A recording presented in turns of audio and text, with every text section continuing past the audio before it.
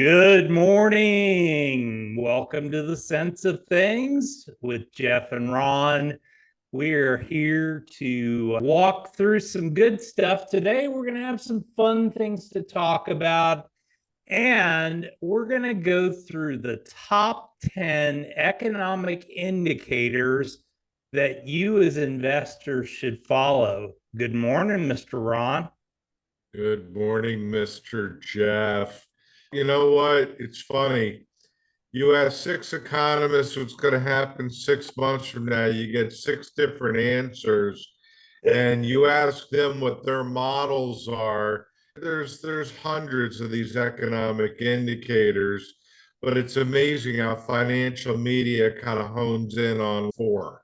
Yeah, exactly. So we're going to hone in on 10. Honestly, these are ones that we almost always follow on our show. We report on as they come out. So I think this is the stuff I consider important.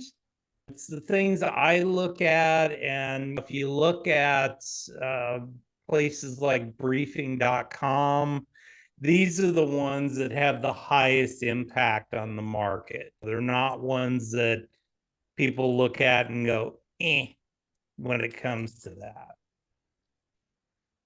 Okay. Let's kick this puppy off. Let me share my screen with everybody, and we're gonna start off with some did you knows that I had actually put together about a week or so ago, and we just weren't able to spend time on them. Can you see that on your screen there? I can. All I had a right. guinea pig when I was younger. Did you know that Switzerland prohibits the ownership of just one guinea pig? So there are no lonely guinea pigs in Switzerland. I wonder if it's a religious thing. I don't know. Or it's just, hey, it's the guinea pig lobby, the pet shop lobby of trying to force you to have 100% more guinea pigs. Okie dokie. Human teeth are the only part of the body that cannot heal itself. I did know that. So dentists will always have a job no matter what, and AI will not take their job away. No, and that's why implants are so popular because once you lose your enamel, you're done. Yeah. And you get it back with the implants. We are more creative in the shower. There's a lot of ways I could take that one. I know. Now, I am able to sing as well as Billy Joel in the shower, which is good. Now, from a writing standpoint, I will say I am a little less creative when I drag my laptop into the shower with me. I got you. I will tell you, I'm tone deaf. You don't want to hear me sing in the shower. As long as you're by yourself, Oh, it excuse doesn't really me. You matter. don't want to hear me sing at all, let alone in the Yeah. shower. Okay. Now this is funny. I got this from a website called We Are Teachers, and I'm like, you aren't very good spellers, but Fruit Loops are actually all the same flavor, despite the color of that. You know what? I thought I knew that. I used to like Fruit Loops when I was younger. I was always a Frosted Flakes guy, Yep. but we sprinkled in some Fruit Loops and Sugar Smacks every Okay. now and then. I was I always a hated Captain Crunch. I didn't do Raisin Bran. I didn't do yeah. any of those. What were your favorites? I was a Captain Crunch guy when I was Ah, really young, and then I shifted to Raisin Bran of all things. But the only problem with Raisin Bran is you just gotta shovel it down really fast because otherwise it gets all mushy and disgusting. Hey, So, I'm not afraid to say I got a box of Frosted Flakes in my pantry right now. hey, you know what? You never go away. Well, I am a Competitive. Leo, so I am king of the jungle. Tony, the tiger isn't so bad either. It's a competitive art. We're coming up to the Olympics. Yeah. Competitive art was once an Olympic sport. So I put that in with I don't know what the rhythmic, hell competitive art is. yeah, rhythmic All gymnastics right, first and person to draw me a stick figure and Jeff wins. yeah. So was it a timing thing or it had to be judgmental? Who the hell knows Yeah, there? I really don't know. I I'm mean, gonna have to look that one up. yeah, that it's interesting to me, and I don't know when it left the Olympics. I'm assuming this was one of the early on things or whatever, but all right, let's get to the top 10 economic indicators that investors should Ah, I'm follow. surprised this is number 10. So Are these what, in well, order?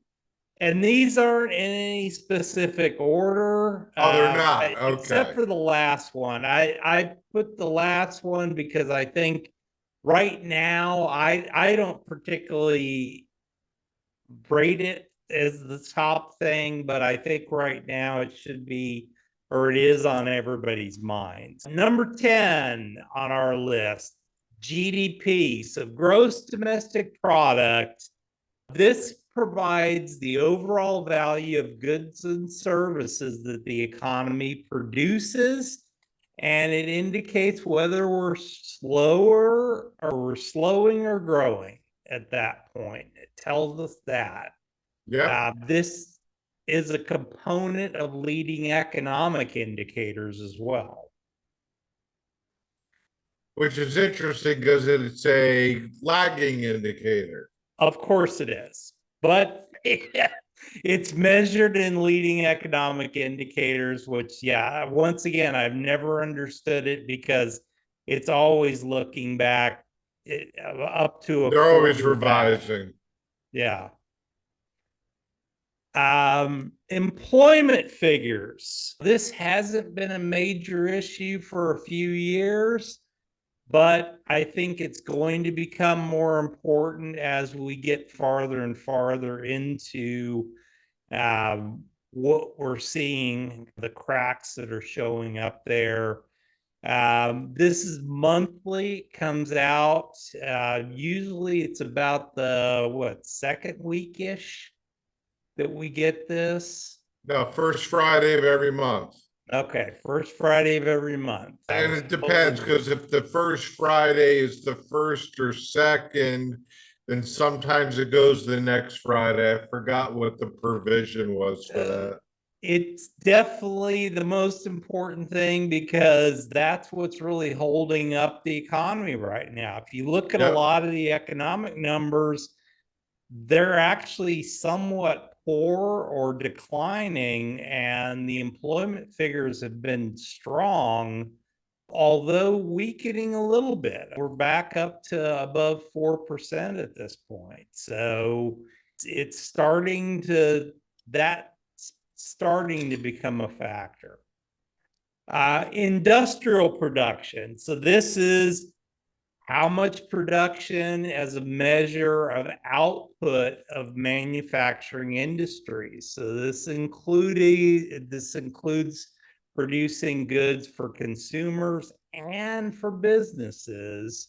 It's the monthly release from the Fed, and it reports on capacity utilization in the factory sector. So extremely important because this can also be an indicator of what the job situation is going to I look think like. that's the PMI too. Yeah, absolutely. So it's an important figure, and a lot of times it leads in there a little bit. All right, next one in line, consumer spending. So Yeah. this accounts for 2/3 of the US gross domestic product, and it's a good gauge of whether the consumer is spending. It's monthly, and it lays out personal income. It provides data on consumer spending. It also provides inflation through the consumer or through a price index. Once again, another thing that it's one of those things where you start to see, all right, if there's unhealthiness in the industrial sector, people are getting uncomfortable with either the economy or their job situation, you can see that pullback in consumer spending. All right, next one in line, home sales. Now, why is this a big thing? It's a big thing because the home sector drives a lot of the other sectors. The home sector can drive, there's more home sales. That means the Home Depots and the Lowe's of the world can increase. It means that durable goods like refrigerators and all the other appliances in your kitchen are all going to potentially go up because people are shifting to new homes. They may be updating either in an existing home or in a new home. Of course, that's sold as more of a wholesale product. What's your thoughts there? Look, in my lifetime, home sales and home pricing has only drastically affected the economy and the markets twice. Yeah. Once in the late 80s, early 90s, and obviously 15 years ago.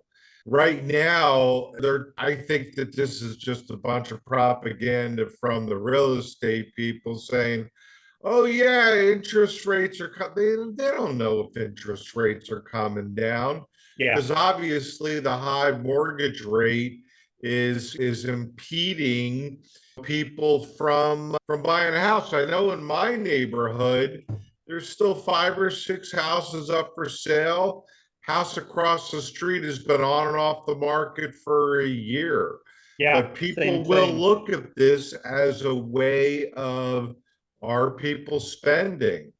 And look, new home sales, we talked about this before, has been unbelievable, right? Mm. Because there's not enough inventory of used houses Yep. or I should existing homes, right? Not used, but Yeah. existing homes. So people are buying new. Yeah. So I think it's an important factor, but in our lifetime, only twice has it drastically Yeah, affected where it everything. drastically went down. I think it's likely that prices will pull back at some point, but for right now, with rates where they're at, somebody that's like me that's sitting on a 3% mortgage or 2.75% mortgage, I'm not going anywhere. Why would I? At this No. point, I'm happy with my house, and then, until I decide to move to a different state, I'm most likely not going to sell my house, even though it's bigger than I need. Yeah. I'm just not going to sell it I for was the just time. about to say, unless you were going to downsize, Yep. and then you wouldn't have a mortgage probably because you're going to buy a lesser valued home. And that's likely what's going to happen for us anyhow, because I don't need a big house, and it's just two of us. We've got probably about 1,500 square feet too much for us right now as it is. That's really what we're looking at in the future. But until things pull back, I'm not going anywhere. Oh, I Why thought would I? you used that 1,500 square feet of space for your podcast studio. I do use it for a podcast studio, and now I've moved another room in the house into a video studio. So I've got the space and I'm not using it for other purposes. So my office became a video studio. Why not? All right, home building. So this is related. This is more on the new side. And it's an indicator of, okay, how, especially with the builders, how much risk are they willing to take by throwing more houses out on the market? I think at this point, they can pretty much put as much as they want out on the market and they're going to pretty well sell it. There was a little bit of a slowdown. I know from talking to my realtor buddies, there was a little bit of a slowdown early on in that first part of the interest rate raise. And then now home builders are back to building. They're just not building at the pace that they were before. And it's summertime. Yep. Yeah. But really for this year, Yeah. they've really not been building at that pace. Construction spending also, and these are all interrelated, but how much is construction spending going on? And this is all the different stuff related to it, such as labor, materials, engineering work, all of that falls in here, and it's residential and non-residential, public and private construction. So it's a view of all of this together. Yeah. All right. Manufacturing demand. So related to the industrial production, manufacturing demand, this is the report on how much the manufacturers are shipping, their inventories and orders as a demand for manufactured items. So this is a monthly report, but there's a more lengthy follow-up, usually the following month, that kind of gives it an update, and there may be some adjustment in there.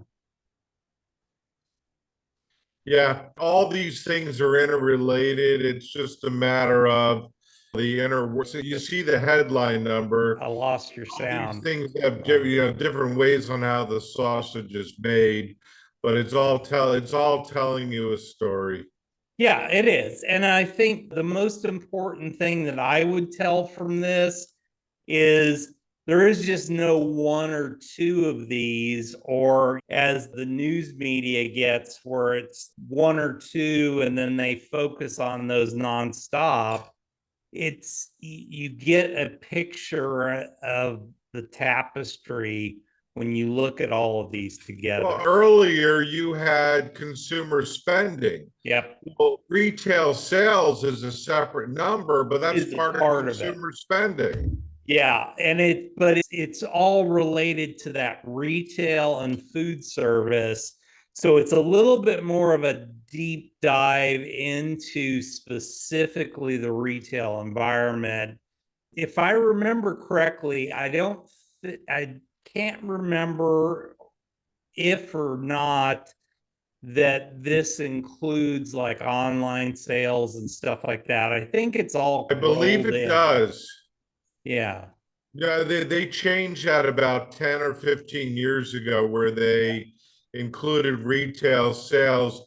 Obviously, it's long as those companies are reporting, Yeah, which I'm sure is a little bit tougher. Amazon and Walmart, I'm sure it's pretty easy for them to report. Yeah, exactly, because it's just total sales for that. They're the two biggest out there. Yep. All right, the last one is inflation. And I think this is the one that both the media is focused on. I think it's an election issue right now, or tonight you've got the presidential debates. I'm sure this is going to be one of the top 2 or 3 topics that are in there. When inflation comes in via the consumer price index, the producer price index, And the one that, really I never paid attention to much, but the Fed has really narrowed in on that they use as a major factor is the PCI, so the personal consumption expenditures, which I think is funny because I think PCE, they pretty much, they once again, just like CPI, they remove food and energy because they say it's so volatile that they can't track it. I'm like, I think that's probably two of my largest expenditures that I have is food and energy, but just saying. Yeah, and you know what? I never understood this, and this is a separate conversation, but going back to when we were kids and inflation was skyrocketing and Yeah. it's fluctuated up and down, they said, no, you need at least 2 or 3% inflation every single year. Like, Mm. why can't prices just stay the same? Yeah. That's because public companies, they got to do better than last quarter. They've got to increase prices. People want raises. You got to do improvements and upgrades to facilities and manufacturing. So prices got to go up every single Yeah. year. I always talked about, you ever see Oreo cookies? They've gotten Mm. smaller. Yeah. Right? Bazooka bubble gum used to be this nice big piece. Then Now they it's like made it super tiny. smaller. Then they put ridges in it. So it was the Yep. same size, but it was less bubble gum. Of course, I only hone in on the important thing. But the idea is that why can't prices go down? Oh, stagflation is bad. Deflation is bad. Yeah. Why? If people aren't going to get raises every single year or every other year or Then why whatever, do prices make need to more money continue to through go up? education or being more educated or whatever, why can't prices stay the same? Mm. Yeah. Or why can't they go down at times with it not being a bad thing Right. overall? You see the price of a car? Forget Oh, I about new know. used cars. New cars are insane. I don't understand. Look, you got to replace your car every now and then. At some point you replace all the parts, you bought another car. Yeah. But who can justify what's the average cost of a car? 50 to 60K. Yeah. And the other part of it is, okay, so it's 50 or 60K. The first year you buy that thing, it's going to drop off about 20 to 25% of the Easy, value. easy. Yeah, I haven't bought a new car in I don't even remember the last new one. Probably 2007 Yeah. was the last new car I bought because I buy them typically 3 or 4 years old. They last forever and they're built to last. Yeah, you took the And premium out. all that premium has gone at that point, and I just have the car and I'm fine with it. I just don't understand it. And I think the interesting part is the move towards electric vehicles. I'm like, yeah, but they're like insanely expensive on top of that. Yeah, but I think you got to look at the cost of the savings in gas. And you don't need to worry about the fluctuation in gas. I've had several people that love their EVs Yep. and they swear by them. And many of them have said the car's already paid for itself within 5 years. I'm So, sure, honestly, I'm sure it has. The maintenance is nothing on them. You don't have to do much in the way of maintenance. They don't really wear out ever, besides the batteries the eventually die. tires, normal maintenance. Yeah. Yeah. Just barely normal maintenance, but you're not having to change oil and all that. So I think from that perspective, yes, but I just did a 10-hour or 10 and a half hour trip back and forth to New Mexico. I could not have done that in a electric vehicle. No, you still stop for gas though. I stopped for gas for 5 minutes, and the problem was there were points in time where it was like, okay, we've got a plan. This is rural Texas and rural New Yeah. Mexico that we were going to. We were barely finding gas stations, and I did not find or see one single electric vehicle charger in that entire Yeah. 10 and a half hour trip. You know what? They're there. You didn't know where they were. You'd be surprised from where they are on the map, but an Yeah. EV can go up to 300 miles. And actually, they're working on ones that are now 400.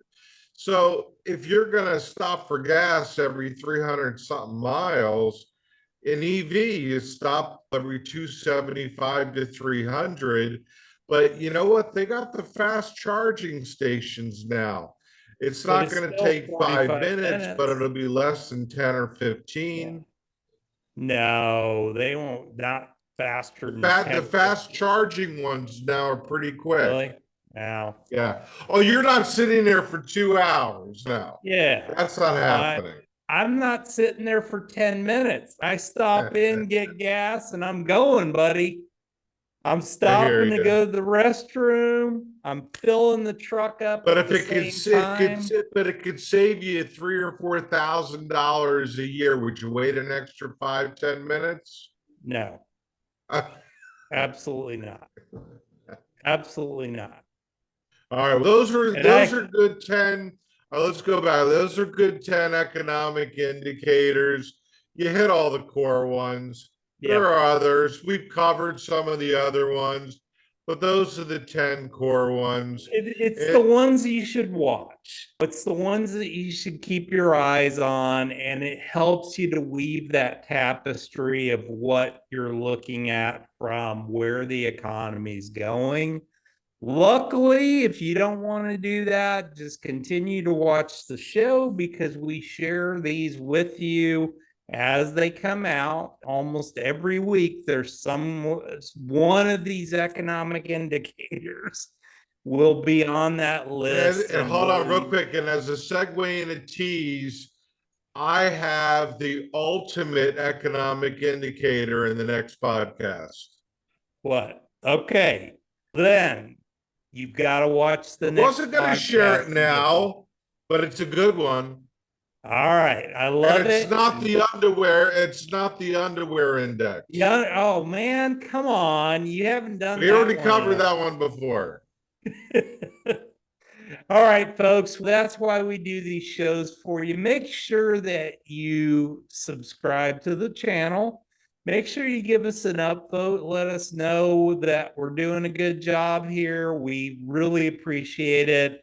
We've had a huge influx of folks watching the show now. So we're really excited to have you new folks on, and we'll continue to do shows like this to help you understand what you need to know. So we'll see you back here the very next time.